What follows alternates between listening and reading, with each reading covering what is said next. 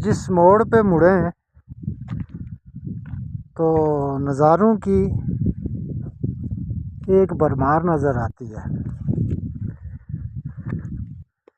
हर जगह एक दिल फरेब मंजर पेश कर रही है। तो ये इस तरफ अब्बासपुर,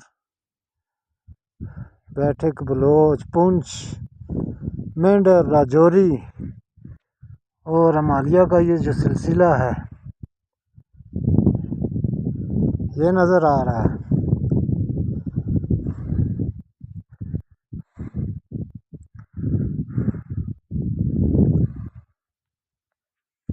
और ये रिज है इंतहाई खूबसूरत।